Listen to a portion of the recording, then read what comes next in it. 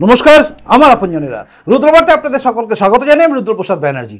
প্রতীক্ষার অবসান হতে চলেছে। আর কিছুক্ষণের মধ্যে আমরা জানতে পারবো যে পশ্চিমবঙ্গে বিজেপির বাকি প্রার্থী কারা হচ্ছে। কিন্তু প্রশ্ন করা ঘুরপাক খাচ্ছে, এত দেরি হয়ে গেল, এতে কি ক্ষতি হবে নাকি মেকআপ দিয়ে দেবে বিজেপি? সব নিয়ে শুরু করা যাক এই মুহূর্তের রুদ্রবার্তা।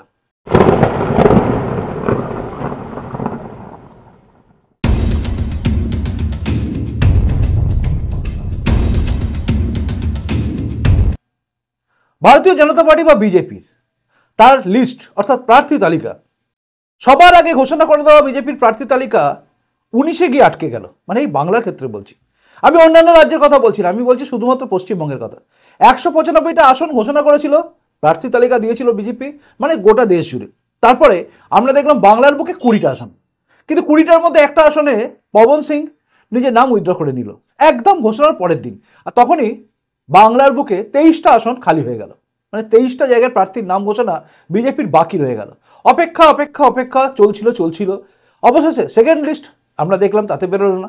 থার্ড লিস্টে এবার বেরোবে, অর্থাৎ এবারে ফাইনাল লিস্টে আমরা জানতে পারবো যে বিজেপির এই রাজ্যে কোন সিটে কে দাঁড়াচ্ছেন। দেখুন, প্রার্থী তালিকা ঘোষণা না করলে জানাই যায় না বা বোঝাই যায় না যে লড়াইটা কিভাবে হবে। আমি বারবার আপনাদের বলতাম যে সমীক্ষা যাই হচ্ছে বা যেই যার মতো সমীক্ষা করছে, এই সমীক্ষা সবকিছু কিন্তু ওলটপালট হয়ে যাবে যদি প্রার্থী সেরকম হয়। আমি যেরকম বলেছিলাম, আমাদের এই কেন্দ্র মানে উলুবেড়িয়া, যেখানে তৃণমূল তাদের প্রার্থী সাজদা আহমেদের কথা ঘোষণা করে দিয়েছে। দেখো, সিপিএম এর কে দাঁড়াবে বা কংগ্রেসের কে দাঁড়াবে বা আইএসএফ এর কে দাঁড়াবে সেটা ফ্যাক্টর নয়, কিন্তু বড় হচ্ছে এখানে লড়াই হবে বিজেপি ভার্সেস তৃণমূল। এই লড়াইয়ের ক্ষেত্রে দাঁড়িয়ে এখানে বিজেপির প্রার্থী কে হবে তার উপর কিন্তু অনেকটা ডিপেন্ড করে যাচ্ছে। বিজেপি সেকেন্ড পজিশনে যাবে নাকি ফার্স্ট হয়ে যাবে, এটা নিয়ে সবকিছু লড়াই হবে। অর্থাৎ দ্বিতীয় হবে নাকি একদম প্রথম হয়ে যাবে, এটা আমার এই লোকসভায় হতে চলেছে, অর্থাৎ উলুবেড়িয়া লোকসভা। এই উলুবেড়িয়া লোকসভা একসময় সিপিএমের গড় ছিল। উলুবেড়িয়া লোকসভায় হান্নান মোল্লা বারবার জিতে এসছেন। এখানে একটা প্রচলিত কথা ছিল, ওপরে আল্লাহ নিচে হান্নান মোল্লা, তাই বারবার হান্নান মোল্লা এখানে জিতত, সিপিএম এই কথাগুলো রটাতো। কিন্তু পরবর্তী ক্ষেত্রে সুলতান আহমেদ হান্নান মোল্লাকে হারিয়ে দেন এবং তিনি জিততে শুরু করেন। এবার এখানে সুলতান আহমেদ বারবার জেতেন এবং তারপরে তিনি মারা যান, এবং তিনি মারা যাওয়ার পর তার জায়গায় উপনির্বাচন হয় এবং সেখানে দাঁড়ান সাজদা আহমেদ, অর্থাৎ তার স্ত্রী। সাজদা আহমেদও কিন্তু এরপরে জেতেন, তাই সাজদা আহমেদও কিন্তু বারবার জিতছেন এখানে। এবারও তিনি সাজদা আহমেদ দাঁড়িয়েছেন তৃণমূলের তরফ থেকে। এর আগেরবার এখানে দাঁড়িয়েছিলেন 2019-এ লোকসভার প্রার্থী হয়েছিলেন জয় ব্যানার্জি।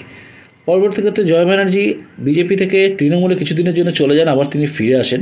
এবারে এইখানে এই আসনটায় কী হবে সেটা নিয়ে কিন্তু খুব চিন্তা রয়েছে। এখানে লড়াই কিন্তু বরাবরই বিজেপি ভার্সেস তৃণমূলই হচ্ছে। তার কারণ তৃণমূল আর বিজেপিতে এর আগেরবার 2019-এ একইভাবে কিন্তু লড়াই হয়েছিল। এইভাবে কিন্তু বিভিন্ন জায়গায় মানে প্রতিটা লোকসভাতে কিন্তু একইভাবে হবে। আমার খুব চিন্তা রয়েছে আসানসোল নিয়ে। আসানসোলে কে প্রার্থী হবে তার উপর ডিপেন্ড করছে অনেকখানি। ওখানে যদি জিতেন্দ্র তিওয়ারির নাম ঘোষণা করা হয় তাহলে লড়াইয়ের জায়গা হবে, বা অন্য কারোর নাম হবে সেটা জানা যাচ্ছে না। কে হবে প্রার্থী কিছুই বোঝা যাচ্ছে না। সেরকমইভাবে দমদমের শিলভদ্র দত্তের নাম কিন্তু খুব ভাসছে। তিনি কি হবেন এই চিন্তাটা সবার মনের মধ্যে ঘুরপাক খাচ্ছে। শিলভদ্র দত্ত হলে কিন্তু লড়াইয়ের জায়গা হবে, বাকি কে হলে লড়াইয়ের জায়গা হবে না, এটা নিয়ে চলছে। আবার ব্যারাকপুর, যেখানে অর্জুন সিং এসছেন, অর্জুন সিংকে দাঁড় করানো হবে নাকি অন্য কাউকে দাঁড় করানো হবে, এই সমস্ত কিছু কিন্তু বিজেপির নিজস্ব যারা লোক আছেন বা যারা কি বলবো মেম্বার বা সদস্য, তাদের কাছে যেরকম একটা প্রশ্নের ব্যাপার, ঠিক তেমনি 2,28,00,000 লোক যারা ভোট দিয়েছিল বিজেপিকে 2021-এ, তারাও কিন্তু একটু চিন্তা করে আছে যে কে দাঁড়াচ্ছে আমাদের এলাকায়, কে প্রার্থী হচ্ছে। বিভিন্ন জায়গায় যেখানে যেখানে বিজেপির প্রার্থী ঘোষণা হয়ে গেছে সেখানে কিন্তু তারা ব্যাপকভাবে প্রচার করছে, কিন্তু অন্যান্য জায়গায় যেন পিছিয়ে গেছে, মানে থমকে গেছে। হয় এটা যে দেয়াল লেখা হয়ে গেছে, সাদা চুন করা হয়ে গেছে, পদ্মফুল আঁকা হয়ে গেছে, কিন্তু প্রার্থীর নাম নেই। তাই পুরোপুরিভাবে নামা এটা হচ্ছে না। প্রার্থীর জন্য নেমে যে প্রচার করা সেটা করতে পারছে না, ডোর টু ডোর ক্যাম্পেনিং করা এটা হচ্ছে না, এগুলো কিন্তু পিছোচ্ছে বিজেপি। অনেকেই দেখলাম অভিযোগ করছেন বা অনেকেই লিখছেন, মানে হাস্যস্কর ব্যাপার হয়ে গেছে অনেকের কাছে, সেটা হচ্ছে যে 2রা জুন কি জানাবে নাকি 1লা জুন জানাবে নাম ঘোষণা করবে বিজেপি। এই যে প্রশ্নটা এসছে না, এটা কিন্তু একটা নেগেটিভ না, এটা একটা পজিটিভ ধরে চলুন। কারণ সবাই চাইছে বিজেপির প্রার্থীর নাম কে হবে, কি হবে। এই নাম যে কে হবে, কে হচ্ছে প্রার্থী, এটা কিন্তু সবার প্রশ্ন। আর প্রশ্নটা আশাবাদী হচ্ছে বিজেপির প্রতি উৎসুকতা, অর্থাৎ বিজেপির ক্যান্ডিডেট কে হচ্ছে, তার মানে একটা ভোটের প্রবণতা ধরতে পারেন, এটাও কিন্তু একটা পজিটিভ সাইন। এবারে বলি আপনাদের, এই যে দেরি হয়ে গেল এর ফলে কি বিজেপি মেকআপ মারতে পারবে? উত্তরটা হচ্ছে বিজেপির মেকআপ মারবে কোথায় এবং কিভাবে। প্রথমত আমি আবারও বলছি, ক্যান্ডিডেটের ওপরে কিন্তু অনেকটা নির্ভর করে যাচ্ছে। ক্যান্ডিডেট কে হচ্ছে, কি হচ্ছে না হচ্ছে, এর ওপর কিন্তু অনেকটাই ডিপেন্ড করে সেই জায়গায় লড়ার জায়গা। কিন্তু ক্যান্ডিডেট হয়ে যাওয়ার পরে ধরুন ভালো ক্যান্ডিডেট হলো, তাহলে কি এই যে সময় এতটা চলে গেল এটাকে মেকআপ দিতে পারবে বিজেপি? যেমন জলপাইগুড়ি বলুন বা দার্জিলিং বলুন, এখানে কি করবে? উত্তর হচ্ছে ঢেউ। মোদিজির পরপর জনসভা এগুলো কিন্তু একটা প্রবল ঢেউ তুলবে, যে মোদি ঢেউর বা মোদি সুনামি কিন্তু আছড়ে পড়বে। গোটা দেশ জুড়ে কিন্তু মোদি সুনামি ওটা শুরু হয়ে গেছে। খুব খুব ভালো করে খেয়াল করে দেখবেন, বিভিন্ন জায়গায় মোটামুটি মানুষ ধরেই নিয়েছে বিজেপি আসছে, মানে মোদি পার্ট 3 হচ্ছেই। সেই ধাক্কাটা কিন্তু প্রত্যেকটা কেন্দ্রে গিয়ে পড়বে, যেটাকে ভয় পাচ্ছে তৃণমূল কংগ্রেস।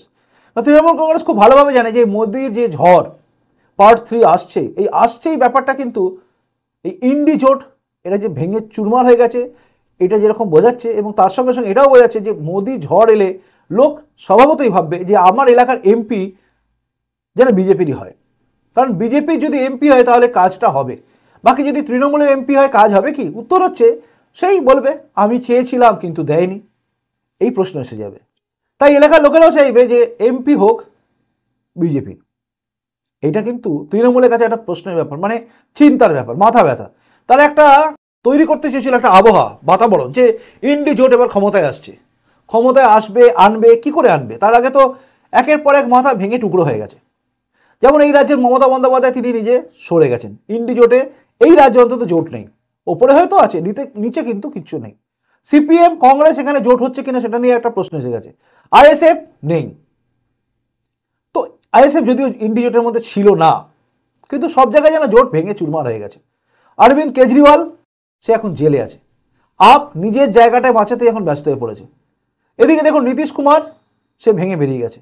আপনি কোথায় দেখবেন? চারিদিকে দেখুন টুকরো টুকরো হয়ে গেছে। অজিত পাওয়ার বেরিয়ে গেছে, শরদ পাওয়ার মুখ থুবড়ে পড়েছে, তার নিজের পার্টির নামটাই গায়েব হয়ে গেছে। উদ্ধব ঠাকরে সে ভেঙে পড়েছে, তার আবার শিবসেনা নামটাও চলে গেছে। মানে এই একটা জায়গা ছন্নছাড়া অবস্থা হয়ে গেছে টোটাল ইন্ডি জোটের পিন্ডি চটকে গেছে। তাই এই ঝড়টাও কিন্তু এখানে প্রবলভাবে আসছে, আর এই ঝড় আক্ষরিক অর্থে কিন্তু তৃণমূলকে অনেকখানি বেগ দিয়ে দেবে। এবার প্রশ্ন হচ্ছে সিপিএম যে ভোট কাটাকাটির ব্যাপার আছে, দেখুন সিপিএম এর আজকে এমন জায়গায় পৌঁছে গেছে যে সিপিএম বা কংগ্রেসেরা ভোট কাটাকাটি জায়গা আছে। যদিও কংগ্রেস একটা সিট বের করার জায়গা কিন্তু আছে, আবারও বলছি, সেটা হচ্ছে বহরমপুরে অধীর রঞ্জন চৌধুরীকে কিন্তু হারানোর চেষ্টা তৃণমূল খুব করেছে, কিন্তু হলে কি হবে? প্রার্থী যাকে দাঁড় করিয়ে দিয়েছে অর্থাৎ প্রার্থী যাকে দাঁড় করিয়ে দিয়েছে ইউসুফ পাঠান, সেখানে গিয়ে কিন্তু ডিগবাজি খেয়ে যাবে তৃণমূল। তাই এখানটা কিন্তু খুব সহজেই বহরমপুর কংগ্রেস বের করে নিয়ে চলে আসবে। মানে অধীর রঞ্জন চৌধুরী এখানে কিন্তু একটা লোকসভা সাংসদ হচ্ছেই, ধরে চলতে পারে, মানে আমার মনে হচ্ছে, হিসাব ভুলও হতে পারে। এই সমস্ত জিনিসগুলো কিন্তু ঘুরিয়ে পেঁচিয়ে রয়েছে গোটা রাজ্য জুড়ে, এবং তাই দেরি করে হলেও প্রচারে নামলেই কিন্তু একটা ঢেউ আসবে, এবং সেই ঢেউ আক্ষরিক অর্থে প্রার্থী যদি ভালো হয় জিতিয়ে নিয়ে চলে যাবে অনেক কেন্দ্রই। এটা ছিল আমার অনুমান। এই অনুমান ভুল হতে পারে, ঠিক হতে পারে। আমার সঙ্গে যদি আপনার মনে হয় যে আমি ঠিক বলছি, তাহলে অবশ্যই কমেন্টস করে জানাবেন। আর যদি বলে না এটা ভুল হচ্ছে, সেটাও জানাবেন, কারণ আপনার কাছ থেকে শেখার ইচ্ছে আমার রয়েছে। প্রতিবেদনটা ভালো লাগলে লাইক করবেন, যদি মনে হয় শেয়ার যোগ্য তাহলে শেয়ার করবেন, আর যদি মনে হয় আপনি নতুন এসে এই চ্যানেলটা ভালো লাগছে তাহলে অবশ্যই চ্যানেলটা সাবস্ক্রাইব করে আমার আপনজন হয়ে তারপর যাবেন। এখনকার মতো আসি, দেখা হচ্ছে এর পরে রুদ্রবার্তায়। খুব খুব ভালো থাকুন। নমস্কার, বন্দে মাতরম, ভারত মাতা জয় হোক, জয় হিন্দ।